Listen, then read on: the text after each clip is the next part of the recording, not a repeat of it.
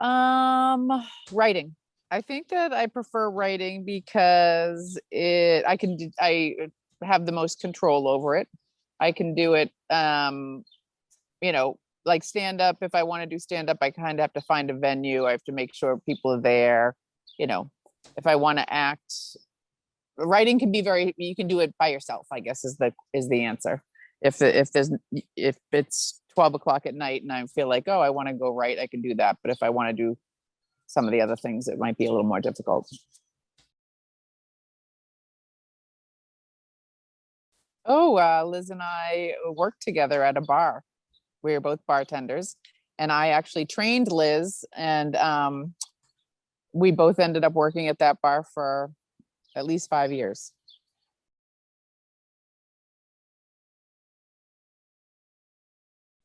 I don't get heckled that often. I think, I mean, the worst, when I did a cruise, I was hired to perform on a cruise ship in January of 2020, right before the pandemic. That was my first ever cruise gig. I didn't want to do it, but it pays good money. And I said I should at least try it before I decide I don't want to do it. Um, and I think, you know, I didn't get, they didn't heckle me, but a lot of people approached me after. And, you know, you have to be very clean. And I think I said, oh my God, at one point. And it was very offensive to a lot of people. And I made a joke about working out, about weight, my weight. And they complained that I, made a weight joke. It was the most complaints I ever got. So I think that was the worst. Although they didn't heckle me live, they heckled me post show, and the heckles were communicated to a lot of people. So I think that was the worst.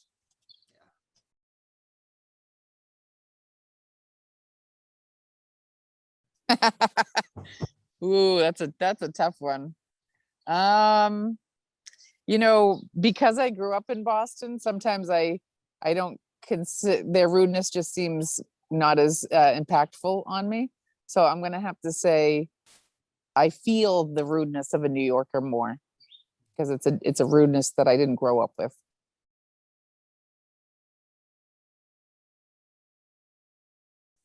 Ooh, that's a good one. I've performed at a lot of really cool places. I think that one of my favorite um, memories of stand up of I would say was when I performed in the Glasgow Comedy Festival in Scotland. Um, that was pretty cool. It was um, it wasn't so much like the venues were super spectacular. There wasn't like glamorous or anything, but the people there were really fun, and it was just a very cool vibe. So I would say the Glasgow Comedy Festival.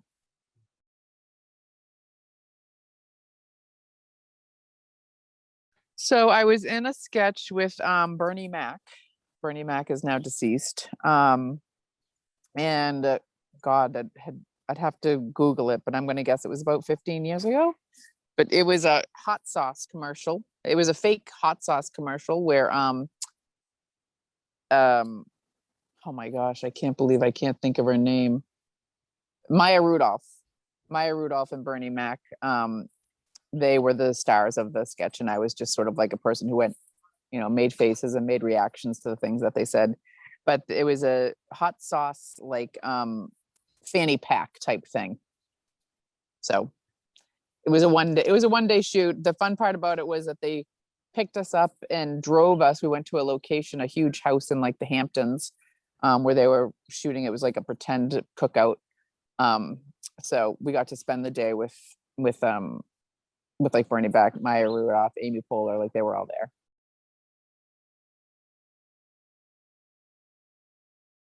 Um, it was cool to be around them. They didn't really pay much attention to me, but um, I was all ears. I was trying to eavesdrop on everything they said. I was like, I want to be in that crew over there. But yeah, it was cool. It was. I mean, just to be that close to them was it was fun.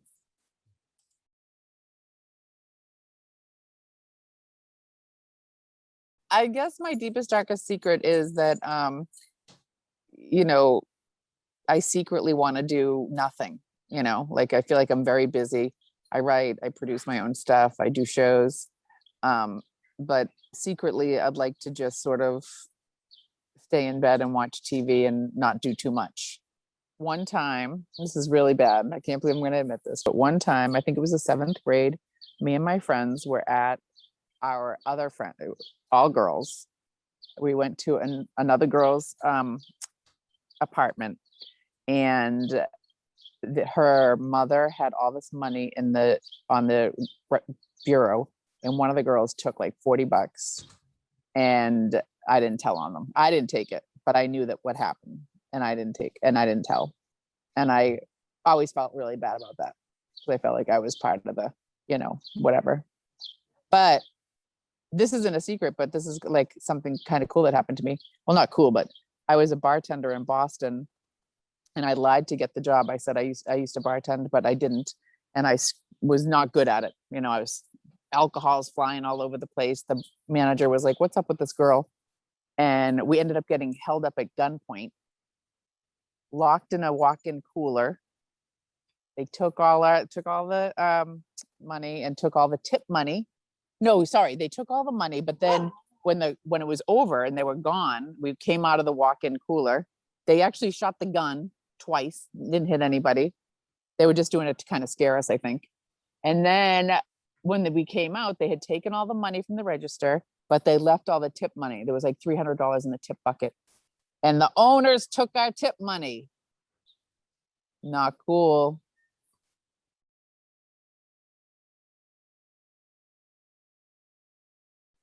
Probably the cruise ship. Hey, sorry, my dog's barking. Probably the cruise ship was pretty bad. One time I used to open for this guy named Nick DiPaolo, and he was very, he had his own following, so everywhere we'd go, it would be sold out. And one time, and usually they really liked me, his people. And one time we did like 3 shows in one night, and so the late show that started at like 10:30, they didn't like me. Not that they were, booing me or whatever, but they just weren't being very responsive to me. And I didn't know how to handle it. And I didn't really engage with them, or I just kept doing my act and pretending like I didn't realize that nobody was laughing. And Nick was like, "What was that all about?" Like, I was like, kind of in my head, I thought I handled it okay, until he said, what happened out there. And then I realized it was worse than I thought it was. That was in Maryland, I think.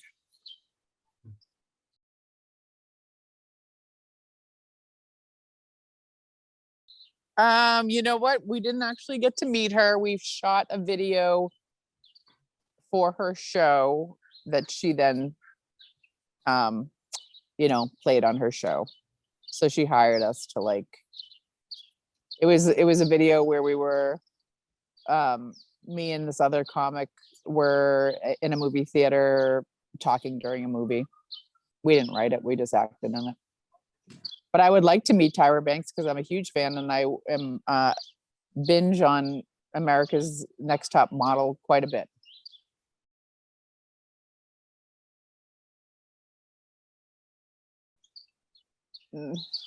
My advice would be, don't try to change your sense of humor to be what is popular at the time. So if your sense of humor isn't really what's hot right now, don't try to conform into, another type of, because there's a lot of different voices a lot of different point of views you can have. I would say just be true to yourself, be true to the way what you really think is funny. And also, to me, I think it's like, try to express your sense of humor through all different genres. So if you're doing stand-up, like, try to shoot a sketch with your friend, or make a video, or write a short story or whatever, because sometimes you can have an idea for something that's funny, and maybe it doesn't work perfectly as a joke, but it works better as a sketch, you know. I feel like over the first couple of years I did comedy, I threw out a lot of ideas that didn't work in a like, you know, set up punch type of joke format. But as I was in it longer, I realized I took some of those ideas and made them into videos or web series or whatever, and they work better that way than as stand-up comedy.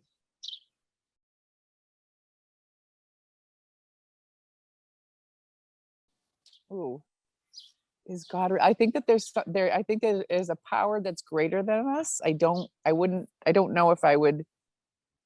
I find it. I think that there's a lot of different versions of God.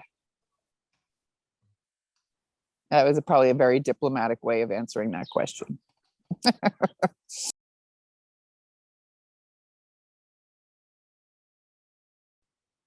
Sure. I started doing a blog for some of the, this is one of the examples of like when I was doing stand up, and I started writing blogs because most of my stand up is very, sorry, my dog's trying to get in the house. Uh, Most of my stand up is pretty much quick jokes, you know? And so I started writing a blog so I could do some longer bits. And then some of those bits are now in a book called Law and Logic, and it's just a small little, like a book for your coffee table or whatever. It's pink. But I'm working on writing a book, like a, you know, a real book that's not just short stories. It's a one long narrative. So who knows? We'll see what happens.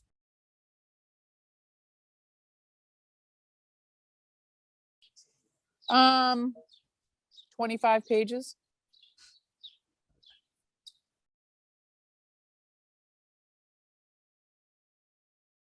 Of course she is. Ah,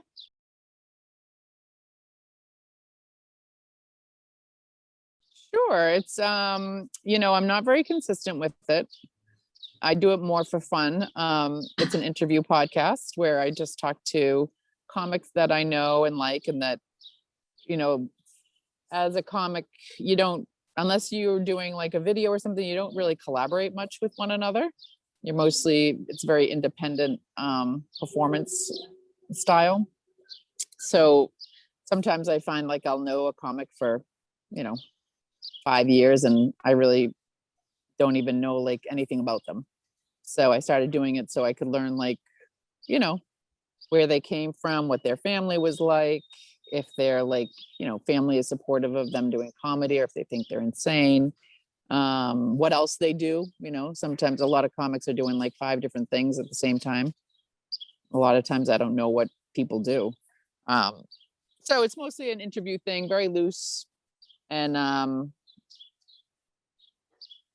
try to keep it informative but also entertaining.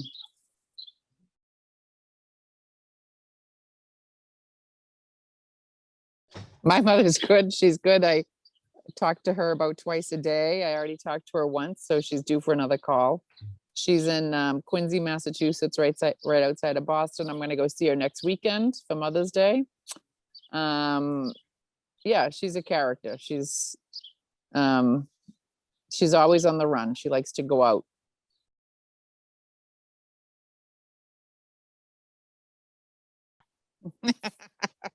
I always bring snacks.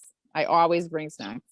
Every once in a while, they'll say, you know, I just recently in my life, in the past, like maybe 3 years, have completely said, like, I don't want anything when they offer me stuff. Um, but every once in a while, I'll still say, you know, if they say it's a pasta or something that it seems to be, I'll be like, oh, well, maybe I'll give it a shot. But mostly I'll take a bite and it's like, oh, thank God I have my popcorn and everything else. Um, but yeah, I kind of don't want to even know what the deal is with the airplane food because Lord knows what a process it goes through. You know what I mean? It's I don't know. That might be a something for an investigative journalist to unveil. Well, it was really nice to talk to you. Yeah, Thank you thank for you for inviting me. thank you for trying. Thank you for doing that, Drew. Yes, and good luck with everything. I look forward to hearing via Liz what you're up to. Yeah. All right. All right. Thank you so much. Thank you. Nice to meet you. Nice to meet you. Bye-bye. Bye.